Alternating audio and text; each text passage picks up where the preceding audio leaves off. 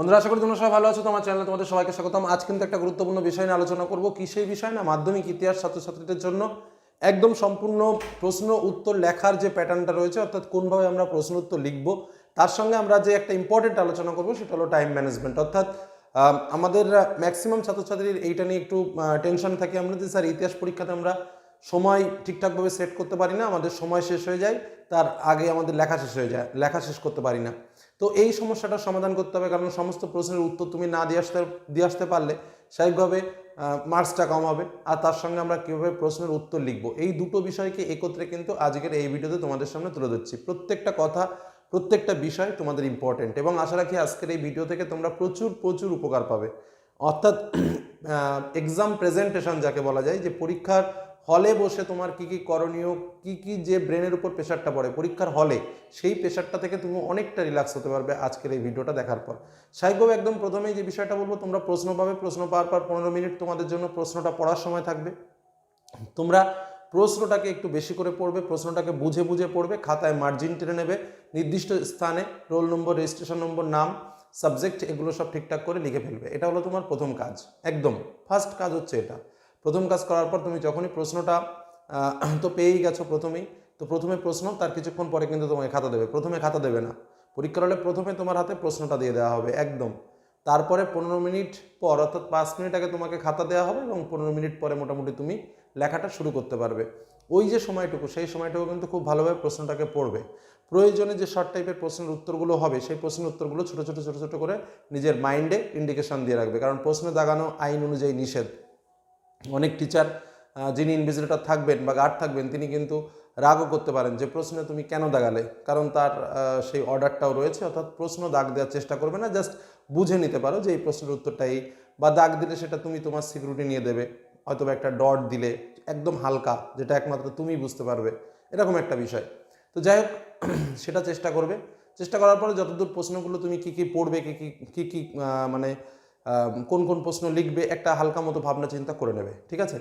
এবার যথারীতি আমাদের লেখা শুরু হলো। এবার আমার পরবর্তী আলোচনায় প্রবেশ করি। প্রথম হচ্ছে কোন পেন দিয়ে লিখবো। তুমি কালো অথবা নীল যে কোনো পেন দিয়ে লিখতে পারো, তবে একটা কথা মাথায় রাখবে, নীল কালি দিয়ে লেখাটা অনেকটা বেটার। কারণ হচ্ছে নীল কালিতে যদি আমরা কাগজে লিখি না, তাহলে কালিটা তো স্প্লিট করে না, মানে একটু পরিষ্কার পরিচ্ছন্ন থাকে। কিন্তু যদি কালো কালি হয়, কারণ আমরা যখন লিখি, লেখার সময় এই হাতের তালুতে ওই কালি বেঁধে যায়, মানে কালি একটা ঘষঘষে হয়ে যায় খাতার উপরে, তখন ওই কালিটা ছড়িয়ে যায়, দেখতে খুবই খারাপ লাগে ওই কালো কালিটাই। কিন্তু নীল কালিটাতে অতটা বোঝা যায় না, এই কারণে বললাম নীল কালিটা কিন্তু অবশ্যই বেটার। তবে পয়েন্ট আউট করার জন্য আলাদা কালি ব্যবহার করতে পারো, আর নিজের যদি কোনো ভালো লাগা বিষয় থাকে সে তো সে করতেই পারো। তবে যাদের হাতের লেখা একটু দুর্বল, তাদের বলবো যে ব্ল্যাক কালি ইউজ না করাই ভালো, মানে ডিটেলস লেখার জন্য। ওকে, পরবর্তী প্রশ্ন নিয়ে আলোচনা করি। আমাদের প্রথমেই রয়েছে বিভাগ কতে আমাদের এমসিকিউ প্রশ্ন রয়েছে। তোমরা প্রশ্নের উত্তর লেখো, ঠিক আছে, কিন্তু বিভাগ লিখতে ভুলে যাও, খুব সাবধান। বিভাগটাকে কিন্তু ভালো করে লিখবে, অবশ্যই খাতার উপরে বিভাগ ক, এই বিষয়টা কিন্তু ঠিকঠাকভাবে লিখবে। প্রথম বিষয় আসি, এমসিকিউ প্রশ্ন। অনেকের প্রশ্ন, স্যার এমসিকিউ কীভাবে লিখবো? একদম পরিষ্কার, কিচ্ছু লেখার দরকার নেই। বিভাগ ক, ধরো একদম প্রথমে খাতার উত্তর লিখলে, এখানে লিখলে বিভাগ ক, বিভাগ ক লিখে জাস্ট তুমি দাগ নম্বর দাও। আমাদের স্বাভাবিকভাবে এক দাগে আমাদের এমসিকিউ থাকে, 1-এর 1.1। এবার ধরো একটা প্রশ্ন আসলো, ধরো একটা প্রশ্ন দিল তোমাকে, হকির জাদুকর কাকে বলা হয়? অপশানে রইল ধ্যানচাঁদ, মিলখা সিং, রঞ্জিত গুহ, মারাদোনা। তো হকির জাদুকর কাকে বলা হয়? ধ্যানচাঁদকে বলা হয়। একদম উত্তরটা কি হলো তাহলে? ক দাগ। ক দাগ দিয়ে ধ্যানচাঁদ, বোঝা গেল কি বললাম? আর কিচ্ছুর প্রয়োজন নেই, জাস্ট এটুকু লিখে ছেড়ে দাও। পরবর্তী প্রশ্নে চলে আসো, 1.2। বোঝা গেল কি বললাম? এইভাবে লিখবে, বেশি লেখার কোনো দরকার নেই, মিটে গেল। এইভাবে এমসিকিউ প্রশ্নের উত্তর দেবে। নেক্সট আমাদের চলে আসবে এসিকিউ প্রশ্নের উত্তর। ঠিক একইভাবে 2 দাগ দেবে, বিভাগ খ। এসিকিউ উত্তরের শুরু হচ্ছে বিভাগ খ, তাই এইভাবে সব লিখলাম। এই এক দাগের প্রশ্ন যখন শেষ হয়ে যাবে, তখন খানিকটা ফাঁকা দেবে, খানিকটা ফাঁকা দিয়ে তারপর 2 দাগ লিখবে। কেন ফাঁকা দেবে? সাপোজ ধরো তুমি খানিকটা লিখে গেলে, লিখে যাওয়ার পরে হঠাৎ করে তুমি সব লিখে গেছো, লিখে যাওয়ার পরে গায়ে গায়ে লিখে দিলে, এবার তোমার হঠাৎ করে মনে পড়লো যে না, তুমি একটা প্রশ্নের উত্তর ভুল লিখে ফেলেছো। এটা হতেই পারে। সঙ্গে সঙ্গে কী করলে, তুমি সেখানে কাটাকাটি করে একটা বিশ্রী অবস্থা, কোনো প্রয়োজন নেই। সেটাকে এক টান দিয়ে কেটে দাও। কেটে ওই যে তুমি যে একটু বেশি করে ফাঁকা রেখেছিলে, ওই ফাঁকার মধ্যে দাগ নম্বরটা দিয়ে, ধরো 1.6 দিয়ে তুমি উত্তরটা লিখে দাও। তাহলে কি খাতায় নোংরাটা কম হলো। আর যদি ফাঁকা থাকে তাতেও কোনো আমার অসুবিধা নেই। অর্থাৎ একটা প্রশ্ন লেখার পর আর একটা প্রশ্ন লেখার সময় অনেকটা ছেড়ে ছেড়ে লেখার চেষ্টা করবে, সেক্ষেত্রে অনেক বেটার হয়, পরিষ্কার পরিচ্ছন্ন থাকে। বানান ভুল করবে না শর্ট কোশ্চেনের। এমসিকিউ দেখে দেখে লেখো, তাও তোমরা বানান ভুল লেখো, খুব খারাপ জিনিস। এগুলো কিন্তু ঠিকঠাক করবে। নেক্সট, আমাদের যেটা বললাম কি এসএ কিউ এর প্রশ্ন সবসময় পূর্ণ বাক্যে লিখবে একদম। ধরো জীবন স্মৃতি কে লিখেছেন, তাহলে কে কি বলবে, জীবন স্মৃতি লিখেছেন এই, তাহলে কি এই প্রশ্নটা কমেন্টে লিখবে জীবন স্মৃতি কে লিখেছেন। নেক্সট পরবর্তী প্রশ্ন চলে আসি, ঠিক ভুল। একদম ঠিক। তো ঠিক ভুলের ক্ষেত্রে আমরা কি করব, প্রথমে বাক্যটাকে সম্পূর্ণ লিখব। বাক্যটাকে ধরো চুইয়ে পড়া নীতি মেকলেমিনিটসকে বলা হয়, এটা ধরো বললাম, তাহলে এটা ঠিক না ভুল, এটা ধরো ঠিক, তাহলে প্রথমে সম্পূর্ণ বাক্যটা লিখে ঠিক লিখবো। তবে কেউ যদি মনে করো না স্যার আমি সম্পূর্ণ বাক্য লিখবো না, শুধুমাত্র দাগ নম্বর দিয়ে ঠিক না ভুল লিখবো, সেক্ষেত্রে ভুল হবে না, কখনো ভুল হবে না। তবে এটা আমার ব্যক্তিগত অভিমত, ঠিক ভুল বা সত্য মিথ্যা যাই আসুক না কেন পূর্ণ বাক্যে লিখলে টিচারের খাতা দেখতে সুবিধা হয়। আর তোমাকে এমন কিছু করা উচিত যাতে টিচার তোমার খাতা দেখতে গিয়ে কষ্ট না পায়, কারণ টিচারকে কষ্ট দেওয়া মানে তিনি রেগে গেলে কিন্তু বিরাট বিপদ, খাতার উপর তিনি তার অ্যাকশান ঘটিয়ে দেবেন। অর্থাৎ এমনভাবে কাজটা করতে হবে যাতে আমি সঠিক, সেই জায়গাটা যেন ঠিক থাকে। আমি টিচারকে কষ্ট দেবো না, টিচারকে ভালোবাসবো, এতই ভালোবাসবো যাতে উনি নম্বরটা আমাকে খুব ভালোবেসে বেশি বেশি করে দিয়ে দেন, এটা কিন্তু আমার টার্গেট থাকবে। ওকে, তো সেই জন্য শুদ্ধ আমি বলবো যে পূর্ণ বাক্যে লিখতে। তবে কেউ যদি শুধুমাত্র দাগ নম্বর দিয়ে ঠিক ভুল লেখো, ভুল হবে না, এটা কিন্তু মাথায় রেখো। নেক্সট, আচ্ছা ঠিক ভুল গেল। স্তম্ভ মিলন, ধরো ক স্তম্ভ খ স্তম্ভ রয়েছে, ধরো এদিকে রয়েছে ক স্তম্ভ আর এদিকে রয়েছে খ স্তম্ভ। আমরা কি করি, এরকম কাটাকুটি করি, তাই তো? এরকম কাটাকুটো করবে না, একদম পরিষ্কারভাবে লিখবে। আমি এখানে একটা এক্সাম্পল দিয়ে দিয়েছি, ধরো 2.3 যেটা থাকলো সেটা, আর তার পাশে যেটা উত্তর হবে সেই উত্তরটা তার পাশে লিখবে। বোঝা গেল? অর্থাৎ ক দাগে তুমি, ক দাগ বলছি, ধরো 2.31 দিয়ে তুমি এখানে একটা লিখলে, এবার এই পাশে ধরো উত্তর রয়েছে 3 দাগে, তো এখানে প্রথমে 3 দাগেরটা লিখবে। বোঝা গেল? অর্থাৎ যেটা তার পাশে লিখবে, যেটা তার পাশে লিখবে। এইভাবে তুমি ডান স্তম্ভের সঙ্গে বাম স্তম্ভের করবে। ম্যাপ পয়েন্টিং, যেহেতু একটা আলাদা কাগজে দেবে, সেহেতু ওই ম্যাপে উপরে একদম দাগ নম্বর ঠিকঠাকভাবে লিখবে, রোল নম্বর স্টেশন নম্বর এগুলো তো থাকবেই। আর তারপরে খুব সুন্দর করে যে জায়গাটা পয়েন্ট করলে পয়েন্টের নিচেই দাগ নম্বর দিয়ে আবার লিখবে। বোঝা গেল কি বললাম? নেক্সট, আচ্ছা বিবৃতি, উত্তরটা লিখবে। বিবৃতির একটা প্রশ্ন ধরো দেওয়া থাকলো, তাহলে সেই প্রশ্নটা আমার লেখার দরকার নেই, শুধুমাত্র ব্যাখ্যা 1 কি ব্যাখ্যা 2 কিংবা ব্যাখ্যা 3 দাগ নম্বর দিয়ে শুধু সেটা লিখে দাও যে ব্যাখ্যা 3। বোঝা গেল কি বললাম? নেক্সট 2 মার্কের কোশ্চেন, অবশ্যই চেষ্টা করবে পয়েন্ট করে লেখার, যে প্রশ্নই আসুক না কেন। তবে হ্যাঁ, ডাইরেক্ট যদি শর্ট টাইপের প্রশ্ন অনেক সময় ঢুকিয়ে দেয়, তারা বললো সাঁওতাল বিদ্রোহের নেতা কে ছিল, কোথায় হয়েছিল, সাঁওতাল বিদ্রোহের নেতা কে ছিল, কোথায় হয়েছিল, এটা লেখার জন্য নিশ্চয়ই 3টে পয়েন্ট করে লেখার দরকার নেই, জাস্ট একটা লাইনেই উত্তর। তো এক্ষেত্রে এই টাইপসের উত্তর দেবে, বেশি ভাট বকবে না, স্বাভাবিকভাবে যেমন প্রশ্ন করেছে ঠিক তেমনভাবে উত্তরটা করবে। আর নর্মাল প্রশ্ন করলে 2 বা 3টে পয়েন্ট উত্তর দেবে। ধরো লোডেড ডিসপাস কি, সংজ্ঞা, গুরুত্ব, ব্যাস, আর প্রয়োজন নেই। মানে এরকম একদম ছোট ছোটোর মধ্যে সুন্দরভাবে বিষয়টাকে সাজিয়ে তুলবে। নেক্সট যে বিষয়টা বলবো, তো 2 মার্কের প্রশ্ন এভাবে লিখবে, 11টা প্রশ্ন গুণে লিখবে। অনেক সময় ভুল করে ফেলো তোমরা, কম লিখে ফেলো, দুটো একটা বেশি লিখলে ক্ষতি নেই, কম লিখলে ক্ষতি। কিন্তু বেশি লিখলে টিচার দুটো দেখবে না, সে ঠিক আছে, কিন্তু কম লিখলে তো কমেই গেল।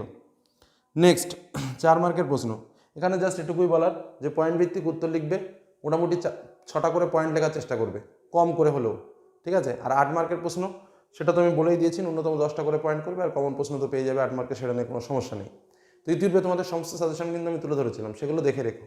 এবার আসলে যাক পরবর্তী একটা ইম্পর্টেন্ট বিষয়, যেটাকে বলবো আমি টাইম ম্যানেজমেন্ট, অর্থাৎ কীভাবে স্যার আমরা টাইমটাকে ম্যানেজমেন্ট করবো। দেখো ইতিহাস প্রশ্ন কিন্তু একদম সেই আমরা যখন পরীক্ষা দিয়ে এসেছি ছোটোবেলা থেকেই একটা চাপ, প্রেশার, যে অনেক লেখা, এবং সত্যি তাই, যতই আমরা চেষ্টা করি কম আর হয় না।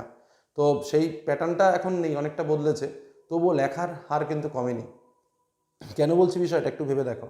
বিষয়টা হচ্ছে, আমি যদি প্রথম দিক দিয়ে আসি, তাহলে দেখো প্রথম যে এই যে আমার এমসিকিউ যে পার্টটা রয়েছে, অর্থাৎ শর্ট কোশ্চেন, এই শর্ট কোশ্চেনের পার্ট, অর্থাৎ আমার টোটাল এমসিকিউ এসএকিউ এর পার্ট কিন্তু আমাকে 45 মিনিটের ভেতরে কমপ্লিট করতে হবে। বোঝা গেল কি বললাম? এখানে কিন্তু 45 মিনিটের ওপরে বেশি টাইম গেলে মনে করলে তোমার কপালে দুর্ভোগ আছে, তুমি লিখে শেষ করতে পারবে না। কেন তাও বলে দিচ্ছি, দেখো এখানে আমার 20টা তোমার কি বলবো 20 আর 16 মানে এমসিকিউ আর এসএকিউ দিয়ে, তাহলে এই যে 36 মার্ক, এই 36 মার্কের জন্য খুব বেশি টাইম নিলে হবে না কিন্তু, কারণ এই জায়গাটাকে তোমার টাইম বাঁচাতে হবে। এখানে যদি তুমি ডবল টাইম নিয়ে নাও তাহলে সব শেষ। তো এখানে কিন্তু তোমার 45 মিনিটের ভিতরে এই টোটাল পার্টটাকে কমপ্লিট করতে হবে। অর্থাৎ এই জায়গাটা কিন্তু ভাইটাল, এই জায়গাটাই তোমার ভবিষ্যৎটা বলে দেবে যে তুমি লেখা শেষ করতে পারবে কিনা। কারণ এরপরে আমার যে 2 মার্কের প্রশ্ন রয়েছে, 2 মার্কের প্রশ্ন আমাকে 11টা লিখতে হচ্ছে। যতই চেষ্টা করো একটা প্রশ্ন 5 মিনিটের নিচে নামাতে পারবে না, যতই চেষ্টা করো। 2 মার্কের প্রশ্ন, ওই শর্ট টাইপের প্রশ্ন যদি আসে 2-1টা কপাল ভালো, তো ওই ছাড়া কিন্তু তুমি এই 5 মিনিটের নিচে একটা প্রশ্ন নামাতে পারবে না। তাই 11টা প্রশ্ন লিখতে 5 11 55 মিনিট টাইম লাগে, ন্যূনতম 1 ঘন্টা টাইম তোমার লাগবেই, কেউ ঠেকাতে পারবে না এখানে। তাহলে এই 2 মার্কের প্রশ্ন লিখতে আমার তো 1 ঘন্টা লেগে যাচ্ছে, ওদিকে শর্ট কোশ্চেন লিখতে 1 ঘন্টা লেগে যাচ্ছে। এখন আমার 4 মার্ক বাকি রয়েছে, আবার 8 মার্কও বাকি রয়েছে। 4 মার্কের প্রশ্ন তোমাকে 6টা লিখতে হবে। 4 মার্কের প্রশ্নের একটা 10 মিনিটের নিচে নামাতে পারবে না, মানে চেষ্টা করবে 8 মিনিট 7 মিনিটে চেষ্টা করবে। এবার দেখা গেল শুরু করতে শেষ করতে গিয়ে সব মিলে 10 মিনিট করে লেগে যাচ্ছে, তাহলে 10 মিনিট করে লেগে গেলে এখানেও 60 মিনিট, মানে এখানেও 1 ঘন্টা। তার মানে 2 মার্কের প্রশ্ন লিখতে তোমার 1 ঘন্টা লেগে যাচ্ছে, 6 মার্কের প্রশ্ন লিখতেও তোমার 1 ঘন্টা লেগে যাচ্ছে। সরি, 4 মার্কের প্রশ্ন লিখতে, 4 মার্কের প্রশ্ন লিখতেও তোমার 6টা কোশ্চেন লিখতে হচ্ছে, যেহেতু 6টা কোশ্চেন লিখতে তোমার 1 ঘন্টা লেগে যাচ্ছে, তাহলে এখানে তো 2 ঘন্টা।